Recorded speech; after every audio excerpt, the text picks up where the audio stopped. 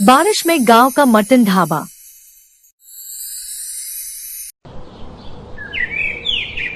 सावन की झड़ी लगी हुई थी। गांव के कच्चे रास्तों पर घुटने भर पानी और कीचड़ भरा हुआ था। गांव के मुहाने पर एक बड़े बरगद के पेड़ के नीचे मिट्टी और खपरेल की छत वाला एक छोटा सा ढाबा था। सुखदेव का देहाती मटन ढाबा। आसमान में बिजलियां कड़क रही थी और हवा ऐसी चल रही थी मानो खपरेल के छप्पर को उड़ा कर ले जाएगी। ढाबे के अंदर मिट्टी के चूल्हे में बबूल की लकड़ी धधक रही थी। उस पर रखी पीतल की बड़ी कढ़ाई में देशी मटन पक रहा था। कुटे हुए खड़े मसाले, भुने हुए प्याज और सरसों के तेल की खुशबू बारिश की भीनी भीनी महक के साथ मिलकर पूरे इलाके में तैर रही थी। अरे ओ मंतोष, जरा संभल के। छप्पर के पश्चिम वाले कोने में तिरपाल ठीक से बांध। बारिश का पानी सीधा भट्ठी पर गिर रहा है। मालिक, हवा इतनी तेज है कि तिरपाल बार बार उखड़ रहा है। अगर पानी चूल्हे में घुसा तो आज का पूरा मटन खराब हो जाएगा। होने नहीं देंगे रे मंतोष। यह मटन सिर्फ मांस और मसाला नहीं है, इसमें हमारी दिन भर की मेहनत और आने वाले कल की उम्मीद पकी रही है। जब तक यह सुखदेव जिंदा है, इस भट्ठी की आंच मंदी नहीं पड़ेगी। तभी ढाबे के पीछे वाले छोटे से कमरे से सुखदेव की पत्नी भगवती बाहर आई। उसके हाथ में एक लाल रंग की पुरानी डायरी थी जिसमें राशन और कर्ज का हिसाब लिखा था। सुनते हो जी, गांव के जमींदार ठाकुर दरोगा सिंह का आदमी दोपहर में आया था। कह रहा था कि अगर इस रविवार तक पिछला 50,000 का कर्ज और ब्याज चुकता नहीं हुआ तो वे इस जमीन पर अपना कब्जा कर लेंगे। भगवती, तू चिंता मत कर। जब तक मेरे हाथों में यह जायका है और गांव वालों का प्यार है, कोई हमारी यह जमीन नहीं छीन सकता। लेकिन पैसे आएंगे कहां से? इस मूसलाधार बारिश में कौन इस कच्चे रास्ते से होकर ढाबे पर आएगा? और शहर के कॉलेज में हमारी बिटिया राधा की फीस जमा करने की आखिरी तारीख भी परसों ही है। तभी खपरेल के दरवाजे को ढकेलते हुए 19 साल की राधा, सुखदेव की बेटी, अंदर आई। उसने सिर पर सूती गमछा लपेटा हुआ था, फिर भी वह पूरी तरह भीगी हुई थी। उसके हाथ में किताबों का थैला था जिसे उसने पॉलिथीन से कसकर लपेट रखा था ताकि पानी अंदर न जाए। पिताजी, रास्ते की पुलिया टूट गई है। गांव का नाला उफान पर है। कोई भी गाड़ी अब गांव के अंदर नहीं आ सकती। आज रात कोई ग्राहक नहीं आएगा। आप यह भट्ठी बंद करके आराम क्यों नहीं करते? अरे मेरी लाडो, तू इतनी भीग कर क्यों आई? मंतोष, जल्दी से इसके लिए गर्मा गर्म अदरक वाली चाय बना। और सुन राधा, तू सिर्फ अपनी पढ़ाई पर ध्यान दे। तेरा बाप दिन रात एक कर देगा, पर तुझे शहर की बड़ी अफसर बनाकर ही दम लेगा। रात के 10 बज चुके थे। बारिश का तांडव बढ़ता ही जा रहा था। हवा के झोंकों से बरगद की डालियां ढाबे की छत पर टकरा रही थी। बिजली पूरी तरह गुल थी। केवल ढाबे में जल रही धिबरी, मिट्टी के तेल का दीपक और चूल्हे की लाल आंच ही उजाला फैला रही थी। तभी बाहर रास्ते से चिल्लाने और गाड़ी के बहकने की आवाज आई। अरे बचाओ! गाड़ी फिसल गई। एक पुरानी जीप गांव के कच्चे रास्ते के कीचड़ में गड्ढे के पास फंस गई थी। जीप में से 4 लोग बाहर निकले जो पूरी तरह भीगे हुए थे।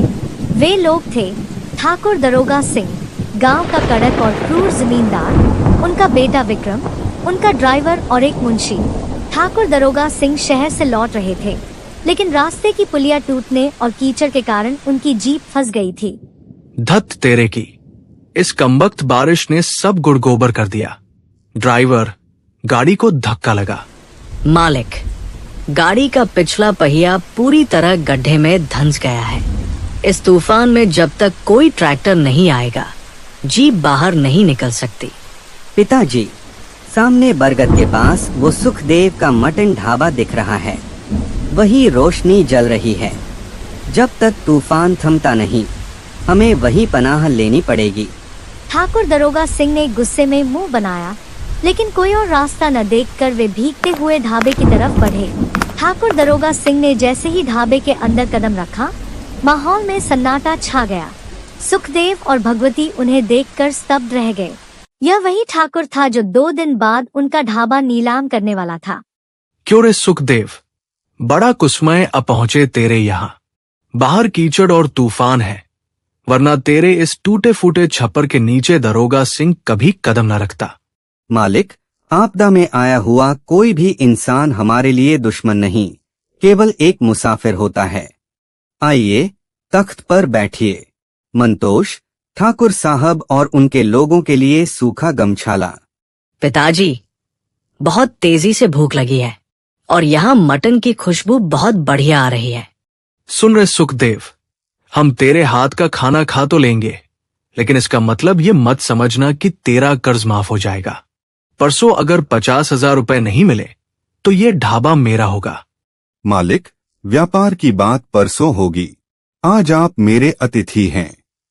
पेट भरकर खाना खाइए।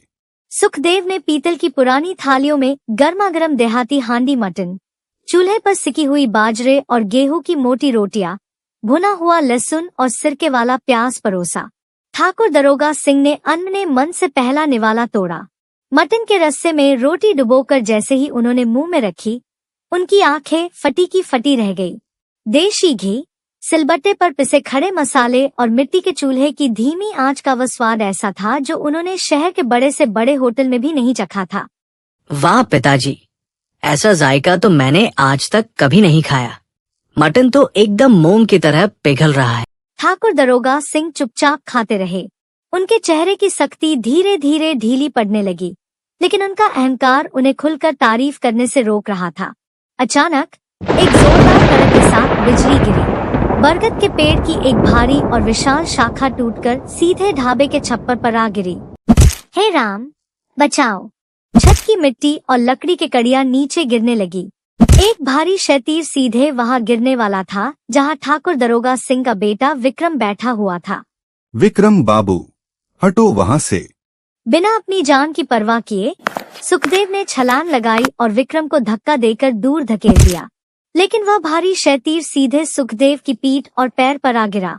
पिताजी, मालिक, पूरे ढाबे में चीख पुकार मच गई।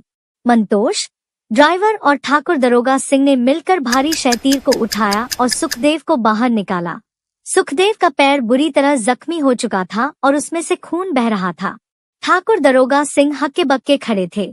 जिस आदमी को वे बेघर करने की धमकी दे रहे थे, उसी ने अपनी जान जोखिम में डालकर उनके बेटे की जान बचाई थी। पिताजी, अगर सुखदेव काका मुझे धक्का न देते तो आज मैं जिंदा न बचता। सुखदेव, तूने ये क्या किया? अपनी जान दाव पर क्यों लगाई? ठाकुर साहब, इंसानियत से बड़ा कोई कर्ज नहीं होता। मैं तो एक मामूली रसोइया हूँ, लेकिन किसी बाप के सामने उसके बेटे को चोट पहुँचते नहीं देख सकता था। बाहर बारिश अब धीमी हो चुकी थी और पूरब की दिशा में सुबह की हल्की लालिमा छटने लगी थी। ठाकुर दरोगा सिंह देर तक शांत बैठे रहे। उनके अंदर का घमंडी जमींदार मर चुका था और एक सच्चा इंसान जाग चुका था। उन्होंने अपनी जेब से कर्ज के कागजात निकाले।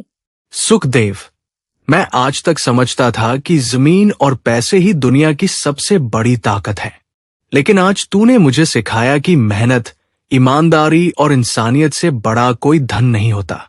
ठाकुर साहब ने अपने हाथों से कर्ज के उन कागजात को फाड़कर चूल्हे की बची हुई आंच में डाल दिया। कागज जलकर राख हो गए। मालिक, यह आप क्या कर रहे हैं?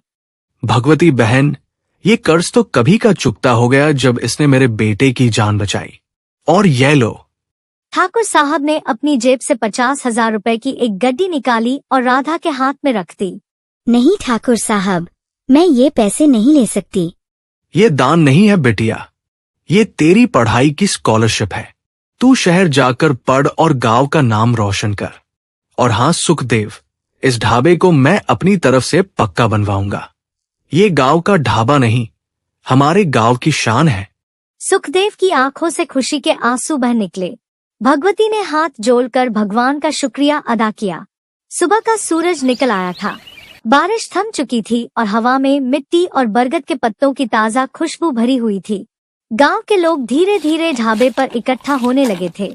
सुखदेव पैर में पट्टी बांधे तख्त पर बैठे हुए चूल्हे की आंच को देख रहे थे।